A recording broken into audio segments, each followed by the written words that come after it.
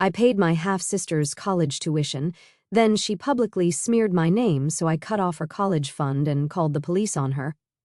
Hey guys, I'm really stuck on this, and honestly, I feel like my whole life's been flipped upside down over the past few weeks. I'm 27, female, and I had made a big commitment to help my half-sister Jenna, 19, female, with college. But something happened recently that made me question everything. I don't even know where to start, so I'll give you the backstory and let you decide if I'm a total jerk or not. Okay, so first off, Jenna and I share the same mom, but have different dads. I'm from Mom's first marriage, and Jenna is from her second. Despite that, we've always been close, like real sisters. It never felt like the whole half-sibling thing mattered. I'm the oldest, so I've always kind of looked out for her. I was the one who helped her with homework when Mom was busy, stayed up with her during her first breakup, and even taught her how to drive, which, let me tell you, was terrifying but also kind of hilarious. When her dad passed away last year, I was right there by her side. She was devastated, and I tried my best to be her rock. I'd drive her to grief counseling, take her out for ice cream to cheer her up, and let her vent about things I couldn't fix. I honestly thought we had the kind of bond where we'd always have each other's backs, no matter what. But then things started shifting. Jenna went from being the sweet, bubbly kid I grew up with to someone who seemed to think everyone was out to get her. She became defensive and started blaming her friends for random stuff, like borrowing clothes and forgetting to return them, or stealing makeup and small accessories. She'd call me to vent about how so-and-so probably took this, or how could they betray me like that, and half the time I didn't know how to respond. Honestly, I thought it was just her grief talking, so I never really called her out on it. Maybe I should have. Hindsight, right? Meanwhile, my life was finally on track. I'd graduated college, landed a good job, and started saving for post-grad studies. After years of scraping by, it felt like things were looking up. Then Jenna got accepted into a local college. Everyone was thrilled. Mom was practically beaming. But financially, things weren't great for her. Losing her husband had hit Mom hard, and paying for Jenna's tuition just wasn't possible. So Mom asked if I could help. Of course I said yes. Jen is my sister, and family helps family. I told Mom I'd cover Jenna's tuition as long as Jenna worked part-time to cover her own spending money. I also offered to let her live with me rent-free since the school was close to my apartment. It sounded like a solid plan at the time, but I didn't realize how much of a strain it would put on me. Helping Jenna meant I had to cut back. No more weekend trips with friends or buying random stuff just because I wanted it. But I was fine with that. I wanted to give her a chance to focus on school without worrying about finances. I figured we'd navigate this new chapter together, like old times. When Jenna moved in, it was not what I expected. At first, it felt like a fresh start for both of us, but after a few weeks, she started hanging out with this new group of friends who just felt off to me. They were loud, careless, and plain disrespectful. They'd show up at my apartment at all hours, acting like it was their space, not mine. I tried to be chill about it at first. Hey, she's 19, maybe I was being too uptight, but the more I watched them, the more something didn't sit right. They gave off this sketchy vibe, like the kind of people you wouldn't trust around your stuff for too long. One time I even caught one of them snooping around my kitchen cabinets like they were looking for something. After a few nights of their nonsense, I finally said something to Jenna. I told her I wasn't comfortable with her friends coming over all the time and that, honestly, they seemed a little suspicious. Her response? It's none of your business who I hang out with. Cool. Awesome. Love that for me. I bit my tongue and let it go because I didn't want to fight or seem like I was trying to control her life. But deep down I was worried. Something about them felt off, like they were into something sketchy, coke maybe. I didn't have proof, so I kept it to myself. To make matters worse, Jenna wasn't exactly pulling her weight. She wasn't looking for a part-time job like we'd agreed, and she wasn't contributing to housework either. I started feeling more like her maid than her sister. I didn't want to nag, but it was frustrating. I was sacrificing a lot, cutting back on my own spending, skipping trips with friends, putting my post-grad plans on hold. The least she could do was meet me halfway. Right around the same time, I finally managed to buy a car, a used sedan, nothing fancy, but reliable. I'd been saving for months, and it felt like a huge accomplishment. I called Mom to share the news while Jenna was sitting next to me on the couch, casually scrolling through her phone. Mom, I finally got the car, I said, excited. I just need a little more cash to finish paying it off, but it's almost done. Mom sounded so happy for me. That's amazing, sweetheart. You've been working so hard. I'm proud of you. Jenna didn't say anything, just kept scrolling. I didn't think much of it. It wasn't a big deal or some kind of secret. I was just proud and wanted to share the moment. For a brief moment, I thought maybe things would start looking up. I had my car, Jenna was settling into her new life, and I figured we'd find our groove eventually. I even thought the car might be something we could bond over. A little milestone for me and a way to make her life easier too. I was already driving her to school and on errands. It wasn't just for me. But instead of being happy for me, she started acting different. More distant, more irritable. She wasn't outright mean, but her tone was off, like she had something to say but wouldn't. So yeah, we were already on shaky ground before the incident that changed everything happened. We had planned a little trip to the lake to celebrate the car. Nothing fancy, just a chill day out. I thought it would be a good way to reset things, maybe talk and get back to how we used to be. Jenna seemed excited, which was rare lately, so I was looking forward to it. The morning of the trip, we started packing the car. I was gathering snacks and blankets while she grabbed her stuff. That's when I heard her yell from her room. It wasn't the usual annoyed or dramatic yelling I'd gotten used to. It was full-blown panic. I dropped what I was doing and rushed over, thinking she'd hurt herself or something.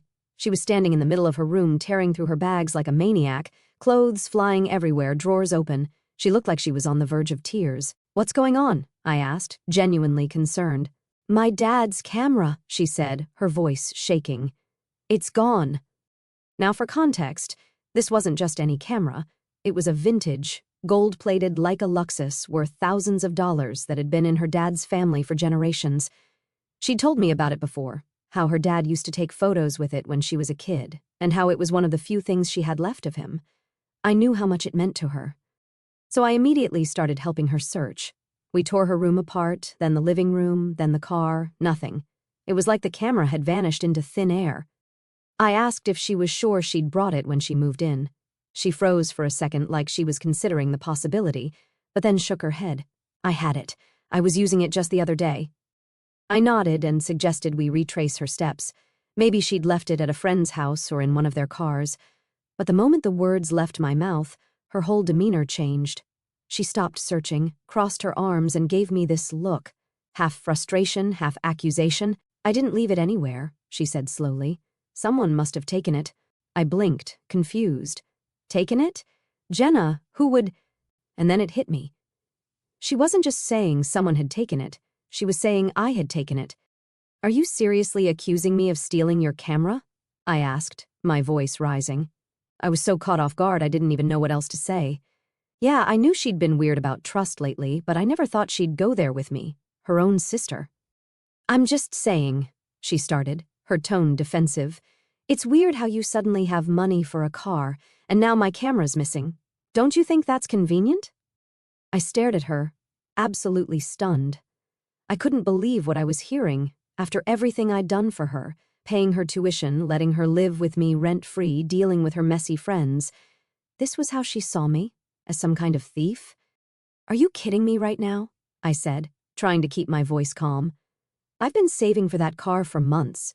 You've seen me working extra hours. You've seen me skipping stuff so I could afford it. And now you're accusing me of pawning your dad's camera to cover the rest?" She shrugged like it wasn't a big deal. "I don't know. It's just suspicious timing." That word, suspicious, felt disgusting. I couldn't believe she'd actually say that to me, let alone believe it. I told her I had receipts to prove every penny I'd spent on the car, but she just rolled her eyes and went back to rummaging through her stuff, muttering about how convenient it all was. The thing that hurt the most wasn't even the accusation itself. It was the fact that she didn't trust me. After everything we'd been through, after all the times I'd had her back, she thought I was capable of stealing something so important to her. It felt like a slap in the face. At that point, I didn't even know what to say. I just walked out of the room, grabbed my keys, and told her I'd be waiting in the car if she still wanted to go to the lake. Part of me hoped she'd come out and apologize. She didn't. She just sulked the whole drive there, barely speaking a word, and that was the beginning of the end. After the lake trip and the lost camera, things between Jenna and me got unbearably tense. She barely spoke to me unless she absolutely had to, and even then her tone was clipped, like I'd done something unforgivable. It was a weird kind of passive-aggressiveness, like she wasn't outright mean, but everything about her attitude screamed, "You're the problem." She'd leave her stuff all over the apartment, conveniently forget to clean up after herself, and crank the volume on the TV when I was trying to work. I ignored it at first because I didn't want to make things worse. But it wasn't just that. Little things around the apartment started going missing. My phone charger, my favorite coffee mug, reusable grocery bags. At first I thought I'd misplaced them, but then I noticed some turning up in her room, my charger plugged into her phone, the coffee mug I'd been searching for all week sitting on her nightstand half filled with some mystery drink. When I asked her about it, she just shrugged and said, "I didn't think you'd mind." I tried to brush it off. It wasn't worth fighting over, and honestly, I was too mentally drained to care. But then it escalated. I started finding my stuff broken or damaged, a picture frame I'd had since college cracked, my favorite water bottle with a huge dent, my plants overwatered to the point of drowning, and the fact that she didn't even bother to acknowledge it just made it worse. It wasn't just the stuff either. Jenna's behavior became increasingly reckless. Her friends were over constantly, blasting music, leaving trash everywhere, using my bathroom like it was theirs. I confronted her about it later, and she rolled her eyes like I was being dramatic. "They're my friends," she said, as if that justified everything. "Why do you care so much?" "Because this is my apartment, Jenna," I shot back. "I'm the one paying rent. I'm the one who has to clean up after them. You can't just let them treat this place like a free-for-all." Instead of apologizing, she just stared at me with this blank expression and said, "Well, maybe you shouldn't have invited me to live here if you didn't want to deal with my life." That sentence stuck with me. I'd invited her to stay so she could have a chance at a better life, so she wouldn't have to stress about rent or bills while going to school. And this was how she saw it, as some kind of burden I'd brought on myself. I didn't even know how to respond, so I just walked away. But the worst part? That stupid camera situation wasn't going away. Jenna wasn't accusing me outright anymore, but she didn't need to. The damage was already done. Every time I walked into a room, I could feel her watching me like she was waiting for me to slip up. And the worst of all was the gossip. Somehow the whole missing camera story had leaked out. I had a feeling it was Jenna after she told her friends, and it felt like the entire town was talking about it. I live in a small town, everyone knows everyone's business, and the gossip machine here is faster than the internet. I'd walk into the grocery store and suddenly feel like the main character in a bad reality TV show. You know that moment in Mean Girls when Regina spreads the rumor about Janice? Yeah, that was me, only instead of a high school cafeteria, it was aisle 5 next to the cereal. Suddenly, I was getting side eyes at the grocery store and whispers behind my back at work. Even my boss pulled me aside, not to scold me, but to get the tea. She loves gossip, but thankfully stayed out of it otherwise. At first, I brushed off the accusations because I knew I didn't take the camera. But as the whispers got louder and the stares became harder to ignore, I started to question myself. What if I had accidentally moved it? Could it have fallen into one of my bags when I was helping Jenna unpack? I replayed every moment from the last few weeks, even searching through my own drawers just to be sure. It felt ridiculous, but the pressure was getting to me. Everyone seemed so convinced I'd taken it that I started wondering if I'd somehow made a mistake. At one point, I even started scrolling through Reddit threads. Sister accused me of theft and ruined my life, but the comments on similar stories were a mix of cut her off and family is family, you have to forgive. Super helpful, right? I closed the app and immediately felt worse. Deep down, I knew I hadn't done anything wrong, but it didn't take long for Jenna's dad's family to get involved. They were furious, of course, and didn't bother to hear my side. I got phone calls from relatives I hadn't spoken to in years, all demanding to know how I could do this to Jenna. They called me selfish, untrustworthy, and a terrible sister. I tried to explain, but they weren't interested in listening. To them, I was guilty, and that was that. I even started getting messages on social media. People I barely knew commenting on my old posts, calling me a thief and a liar. Some weren't even subtle. They'd tag me in posts saying stuff like some people will do anything for money. It was humiliating. I ended up deleting my Facebook account altogether because I couldn't take it anymore. Meanwhile, Jenna just carried on like everything was normal, or at least like this whole thing wasn't affecting her. She still went out with her friends, still acted like I was overreacting. Anytime I tried to bring up how much this was hurting me, she'd shut me down with some passive-aggressive comment like, "Well, maybe if you didn't have something to hide, people wouldn't be talking." It got to the point where I started avoiding her entirely. I'd leave for work early and stay out late just to avoid being in the apartment at the same time as her. I even started eating out more, even though it was killing my budget, just so I wouldn't have to deal with her attitude at dinner. I didn't know what else to do. Talking to her didn't work. Ignoring her didn't work. And no matter how hard I tried to prove my innocence, it didn't matter. In her mind, and apparently everyone else's, I was guilty. I tried to talk to Mom about it, hoping she'd help me figure out what to do, but even she seemed hesitant to get involved. She's been through a lot, Mom said, like that excused everything. Maybe she just needs some time to calm down. Calm down, I snapped. She's accusing me of stealing, Mom. She's trashing my apartment, letting her friends treat this place like a frat house. How is that okay? Mom sighed, the kind of sigh that says she's too tired to deal with this. I'll talk to her, she said eventually, but you need to be patient. She's still grieving. I wanted to scream. Patience? I'd been nothing but patient. I'd bent over backward for Jenna, and this was how she repaid me. I knew Mom was just trying to keep the peace, but it felt like she was siding with Jenna even if she didn't mean to. Things kept escalating until finally I reached my breaking point. It all came to a head when one of Jenna's aunts from her dad's side called me. I hadn't spoken to this woman in years, honestly couldn't even remember her name, but she came in hot. She told me in no uncertain terms that if I didn't return the camera immediately, they were going to file a police report against me for theft. A freaking police report. I was so stunned I almost laughed. I tried to explain that I didn't take anything and that they had no proof, but she cut me off. We don't care about your excuses, she snapped. You've disrespected our family, and we'll make sure you face the consequences. That call lit a fire in me. I was done being quiet, done being patient, and definitely done letting Jenna drag me through the mud. This wasn't just petty gossip anymore. This was serious. If they went through with that report, it could wreck my job, my reputation, everything. When I got home that evening, I was ready to put an end to it. I went straight to Jenna's room and threw the door open. She was lying on the bed scrolling through her phone like she didn't have a care in the world. Seeing her so calm while she was destroying my life made my blood boil. We need to talk. Now, I said, trying to keep my voice steady. She didn't even look up. About what? She said in that fake innocent tone she'd perfected. I clenched my fists. About how your dad's family is threatening to file a police report against me because of your stupid accusations. You need to fix this, Jenna. Right now. She finally looked up, raising an eyebrow like I was the one being unreasonable. Why should I? She said with a shrug. It serves you right. My jaw dropped. Serves me right? Are you serious right now? You made yourself look guilty, she said, her voice flat and dismissive. Maybe if you weren't so sketchy about your car, people wouldn't think you stole the camera. That was it. I couldn't hold it in anymore. Jenna, are you actually kidding me? I've done nothing but help you. I'm paying your tuition. I let you live here for free. I've sacrificed everything to make your life easier, and this is how you repay me, by trashing my name and turning everyone against me? She rolled her eyes. Maybe you should have thought about that before you stole from me. I felt my chest tighten. The sheer audacity of her words left me both furious and gutted.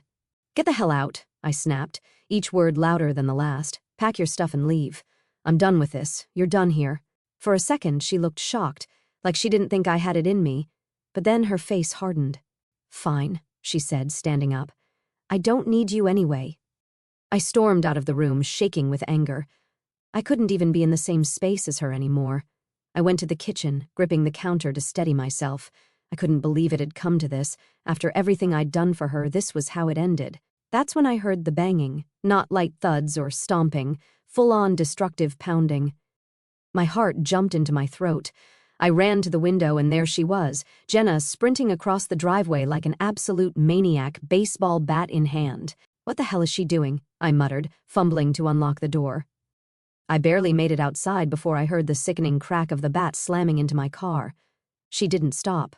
She pulled the bat back and swung again, hitting the hood this time, leaving a huge dent. I froze for a second, completely dumbfounded. Jenna! I shouted as I rushed toward her. What the hell are you doing? She turned to face me, a smug look on her face, gripping the bat tightly. Without a word, she swung again, slamming it into the side of my car with a loud thud that made the neighbors come out to watch the drama. My stomach dropped as I stared at the dents she'd just left. What is wrong with you? I yelled, my voice shaking with anger and disbelief. She smirked, resting the bat on her shoulder. Oh, what? Is this your precious car? I figured it could use some character to match its owner. My fists clenched as I stepped toward her. "Jenna, drop the bat. Now!" She laughed bitterly and tossed the bat onto the driveway like she'd made her point. "Fine. You're so dramatic, you know that? It's just a stupid car. And you should have thought about that before telling me to get out like I'm some kind of trash you can just throw away." I didn't respond. I just pulled out my phone and dialed. When the dispatcher answered, I kept my voice steady despite the anger bubbling beneath the surface. "My sister just damaged my car with a bat. I need someone to come out here." Jenna's smug expression faltered when she realized what I was doing. "You're seriously calling the cops over this?" she asked, her voice full of disbelief. "Wow. Guess family doesn't mean anything to you." "No, Jenna," I said firmly. "Respect doesn't mean anything to you. I've had enough."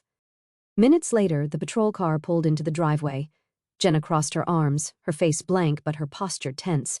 The officer stepped out and immediately assessed the scene, eyes landing on the dents in my car and the bat lying on the ground. I explained everything, how Jenna had been causing problems for weeks, how she took a bat to my car, and how I felt unsafe in my own home. Jenna tried to brush it off, saying it was just one little hit and accusing me of blowing things out of proportion. But the officer didn't seem to buy it. "Did you hit the car with the bat?" the officer asked her directly. Jenna shrugged. "Yeah, but it's not like I destroyed it or anything. It's just a dent." The officer didn't look amused. "That's still property damage." "Do you want to press charges?" he asked, turning to me. I didn't hesitate. "Yes, I do." Jenna's jaw dropped. "You're really doing this?" "You left me no choice," I said firmly.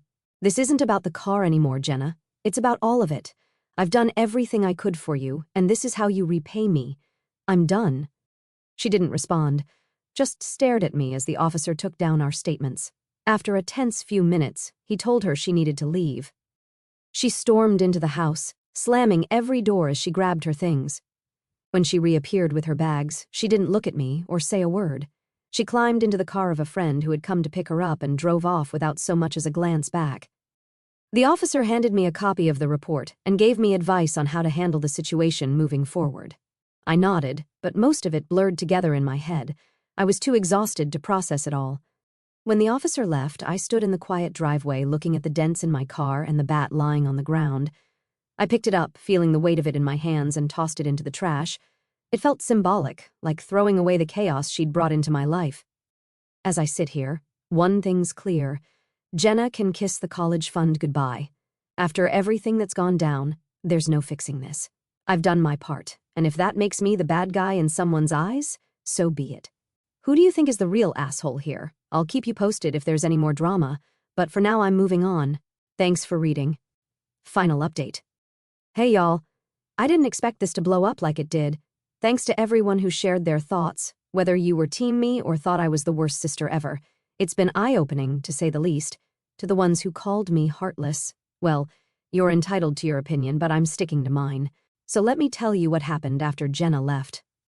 I spent the next week trying to get my life back in order. Between dealing with the police report and explaining everything to my landlord, it felt like a full-time job. I was lucky the damage to my car wasn't as bad as it looked. I managed to fix the scratches and dents. But the fallout from her actions hit Jenna hard and fast. The charges I filed were enough to trigger a hearing, and word spread like wildfire in our town. Suddenly, Jenna wasn't just the girl whose dad died. She was the girl who went off the rails and got herself into legal trouble. Her dad's family, who had been so quick to back her when she accused me of stealing the camera, suddenly wanted nothing to do with her. The same people who threatened me with a police report were now distancing themselves from her like she was some kind of pariah. Of course, they never apologized to me. And then the truth about the camera finally came out. It turns out Jenna hadn't even brought the camera to my apartment. She'd packed it in one of her boxes when she was moving in, but accidentally left that box at Mom's house. Mom found it while cleaning out the guest room, buried under some old clothes and papers. She called me the moment she found it, her voice a mix of relief and guilt. "I don't know what to say," Mom said. "I should have checked sooner. This whole mess could have been avoided." I was too stunned to feel angry at that moment. The camera, the thing that had started this entire nightmare, had been sitting safely at Mom's house the whole time. When Jenna found out, she gave what could barely pass as an apology. "I was stressed, okay?" she said when I confronted her about it. You have no idea what I've been going through. You should have understood. Understood? I snapped. You accused me of stealing, trashed my name, tried to destroy my car, and now you're telling me I should have understood? Are you kidding me? She didn't have a real answer. She just muttered something about how she'd been overwhelmed and walked away like that was supposed to make it all better. But the damage was already done, and Jenna was starting to feel the consequences of her actions. The charges I filed meant she now had a record, which didn't exactly help her chances of finding a part-time job to pay for school. And without my help covering tuition, she couldn't afford to stay enrolled. She ended up having to drop out entirely, which only fueled the gossip around town. Her friends, the same ones she defended so fiercely when we were living together, disappeared, almost overnight. I guess it's easy to hang around when someone else is footing the bill for your fun, but as soon as things got tough, they all bailed. Jenna was left with nothing but the mess she'd made. The fallout even reached social media. People who had jumped on her side when the rumors first started were now posting vague apology statuses like, "Wow, some people really know how to ruin their own lives." It was petty, but honestly I didn't feel bad for her. She'd brought this on herself. Mom tried to mediate as always, but even she was running out of patience with Jenna. "I love her, but she needs to learn," Mom said one evening when we were on the phone. "She's burned every bridge she has. She has to figure this out on her own." I knew Mom was struggling with guilt. She always does when it comes to Jenna. But I couldn't bring myself to feel the same way. I'd given Jenna every chance to fix things, to take responsibility, and she'd thrown them all away. Eventually, Jenna moved in with one of her old high school friends who lived in a rundown apartment on the edge of town. From what I heard, it wasn't exactly a great situation, but it was all she could afford. I didn't reach out, and neither did Mom. As for me, life slowly started to return to normal. The gossip around town died down after a while, and people at work finally stopped giving me side eyes. I even managed to repair some of the relationships that had been strained during the whole ordeal. But things between me and Jenna? They're beyond repair. Every now and then I'd hear updates about her from mutual acquaintances, how she was working odd jobs to make ends meet, how she'd burned bridges with even more people, how she seemed stuck in a cycle she couldn't break out of. The last time I saw her was a few weeks ago at the grocery store. She looked rough, eyes hollow, jittery movements, a worn-down expression that wasn't like her at all. She glanced at me briefly, and for a second I thought she might say something. But then she just turned and walked away, her steps unsteady like she couldn't get out of there fast enough. I don't know if we'll ever repair our relationship, the person she's become. I don't even recognize her anymore. I've started saving for my post-grad plans again. Slowly, but surely. The car, thankfully, is still in one piece, and I've even started taking weekend trips with friends again. Something I haven't done in years. Do I regret helping Jenna in the first place? Not at all. But I do regret letting her walk all over me for as long as I did. Sometimes loving someone means knowing when to step back, and for me, that time is now. Thanks for sticking around and giving your thoughts. Good, bad, or brutally honest. I'll keep you guys posted if anything changes, but for now I'm focusing on moving forward.